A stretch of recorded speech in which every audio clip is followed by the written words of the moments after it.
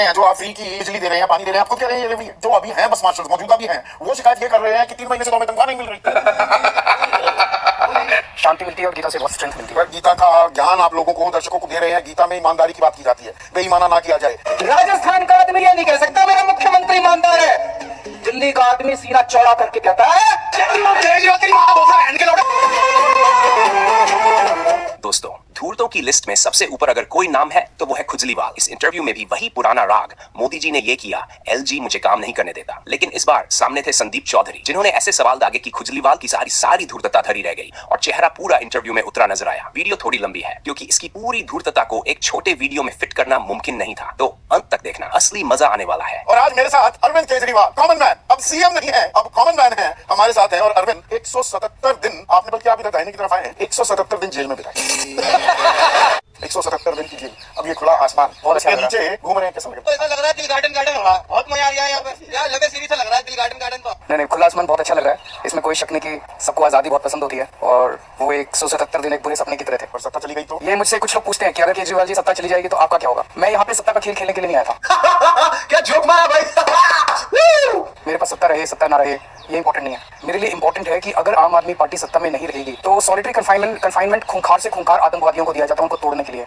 मुझे solitary confinement में रखा गया,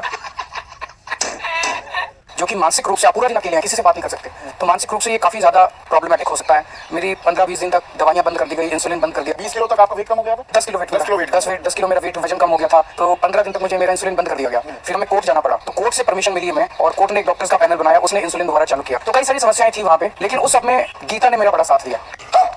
मैंने गीता को पढ़ा, गीता को कई बार पढ़ा, खाओ माँ कसम। और गीता की वजह से मुझे एक अंदर स्ट्रेंथ मिली। और मैं सभी दर्शकों को ये कहना चाहूंगा कि आपकी जिंदगी में भी अगर कभी भी कोई मुसीबत आए, अगर कभी भी आपको कुछ प्रॉब्लम आए, तो आप गीता पढ़ के देखिएगा। गीता से बहुत शांति मिलती है और गीता से बहुत स्ट्रेंथ मिलती है। और गीता का ज्ञान आप लोगों को, दर्शकों को दे रहे हैं। गीता में ईमानदारी की बात की जाती है, बेईमाना ना किया जाए। लोग तो ये कह रहे हैं अरविंद केजरीवाल बदल गए हैं, अरविंद बदले तभी जेल की भी हवा खानी पड़ी। तो अरविंद आए थे ईमानदारी का मफलर ओढ़ कर, पहनकर, वो अरविंद रहे ही नहीं। पर बेईमानी तो मैंने की नहीं, बेईमानी तो कोई साबित ही नहीं हुई।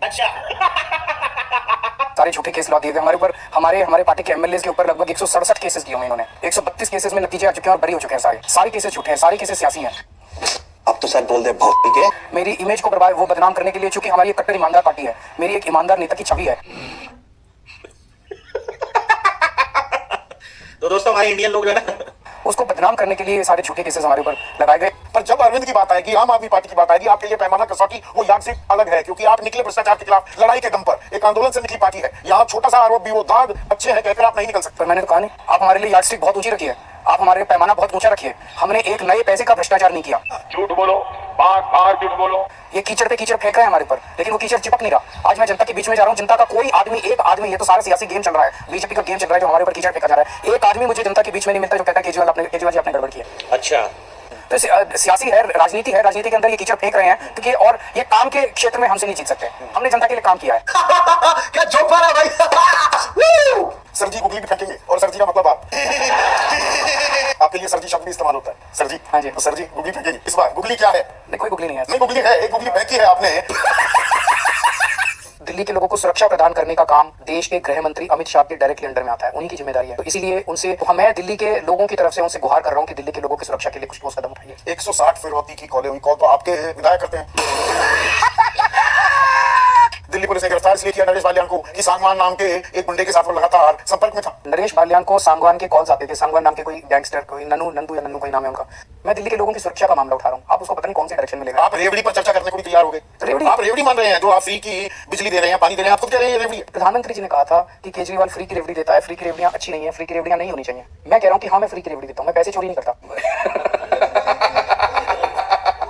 आप 1500 रुपए महीना को दे रहे हैं, 1000 रुपए मैया सम्मान योजना झारखंड में दे रहे हैं, और बम बम आपकी बल्ले बल्ले हो जाती है, सीधे आपको वोट मिल जाते हैं। हम रेवड़ी में मेवा क्या है और असल में लोक सेवा क्या है, अरविंद की निगाह? 6 रेवड़ियां जो हम दिल्ली में देते हैं, लोगों को फ्री बिजली देते हैं, 24 घंटे बिजली देते हैं, अच्छी शिक्षा देते हैं, फ्री शिक्षा देते हैं, अच्छी स्वास्थ्य सेवाएं देते हैं, फ्री स्वास्थ्य सेवाएं देते हैं।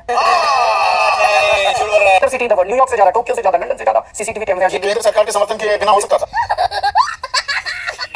दिल्ली एक मिनट आ रहा हूँ, बिजली की बात कर रहे हैं, आपने स्वास्थ्य सेवाओं की भी बात की, जो केंद्र की ऑलरेडी एग्जिस्टिंग योजनाएं हैं, आप उनको लागू नहीं करते हैं। प्रधानमंत्री जन आरोग्य योजना है, 5 लाख का बीमा वहां मिल सकता है, आप लागू नहीं करेंगे।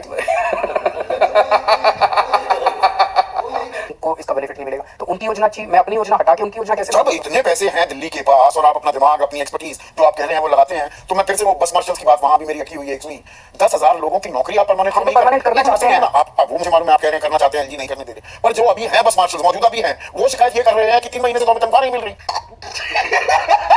नहीं, सारी तनख्वाह मिल रही है। बीच में जब मैं जेल चला गया था, मेरे पीछे से इन लोगों ने कई काम रोक दिए। दिल्ली की वृद्धावस्था पेंशन रोक दी इन लोगों ने, तरह तरह से इन्होंने करके कई सारी दिक्कतें की। अब सारी चालू करा रहा हूँ, सारे रुके काम शुरू हो रहे हैं। चिंता मत कीजिए, जिनकी भी तनख्वाह रुकी हुई है मिल जाएगी, मैं कराऊंगा। मैं आपको दिल्ली में कूड़े करकट की गंदगी की बहुत बड़ी समस्या हो गई सफाई करवा रहे थी, हैं। उनसे ही ध्यान भटका रहे हैं कि वहां लोगों का वो कॉलोनी में जो नाराजगी है उसको दूर करने के लिए आप लॉ एंड ऑर्डर को उठा रहे हैं, लाल घेरे के साथ दिखा रहे हैं कितनी वारदात हो गई। मैं एमसीडी की सिचुएशन आपको बताता हूँ। 15 साल बीजेपी थी एमसीडी में, क्या हाल कर दिया था इन्होंने दिल्ली का, और क्या हाल कर दिया था एमसीडी। आप उनके दिन याद करो जब एमसीडी के अंदर सफाई कर्मचारी परमानेंट हड़ताल पे रहते थे, कभी काम पे नहीं जाते थे, इसलिए हड़ताल पे रहते थे, तनख्वाह नहीं मिली। तनख्वाह चाहिए 6-6 महीने, 8-8 महीने तनख्वाह नहीं मिलती थी। आते ही हमने सबसे पहला काम किया, उनके फाइनेंसेस को ठीक किया। आज जब से हमारी सरकार बनी है, हर महीने के पहले हफ्ते हर सफाई कर्मचारी के अकाउंट में तनख्वाह पहुंच जाती है। अब तो सर बोलते भोसड़ी के। जब से हमारी सरकार बनी है, एक दिन भी सफाई कर्मचारी हड़ताल पे नहीं गए। कर सफाई कर्मचारियों को पक्का किया जा रहा है। बहुत सारे मसले हैं एमसीडी के, उन सारे मसलों को सॉल्व कर रहे हैं। थोड़ा टाइम तो दीजिए। 75 साल में जो उन्होंने गंद मचाया था, 2 साल में मत उम्मीद कीजिए बस केजरीवाल आएगा और झाड़ू चलाएगा, सब साफ है। आपके और बीजेपी के नैरेटिव में कुछ बातें बिल्कुल सेम है, ऐसे लगता है कि ओवरलैपिंग हो रही है केजरीवाल में और बीजेपी में। 75 साल 60 साल कांग्रेस ने सत्यानाश कर दिया, वही नैरेटिव आप दे रहे हैं। पर 2 साल में मैं कैसे ठीक करूँ एमसीडी को? काफी कर रहा हूँ ना। खाओ माँ कसम। दिल्ली में भी शिक्षा ठीक बीजेपी वाले कह रहे हैं डबल इंजन सरकार बना दो, ये छोड़िए अच्छा, केजरीवाल तो कहते रहिए अरे मुझे एलजी काम नहीं करने देते, नहीं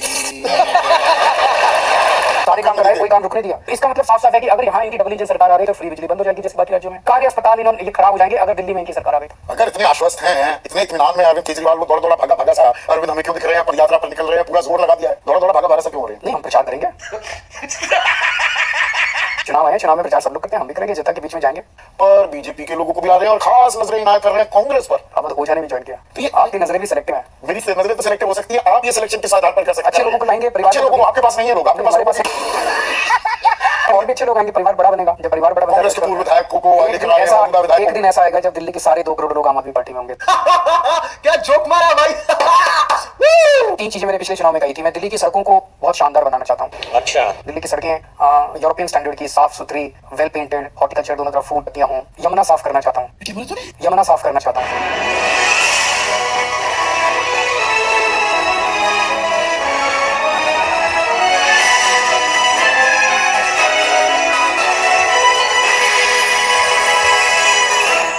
दिल्ली के घर घर के अंदर 24 घंटे पानी आए, साफ पानी आए, ऐसी व्यवस्था करना चाहता हूँ। ये 3 वादे मैंने पिछले चुनाव में किए थे। तो यमुना को ये तीनों वादे मैं पूरे नहीं कर पाया।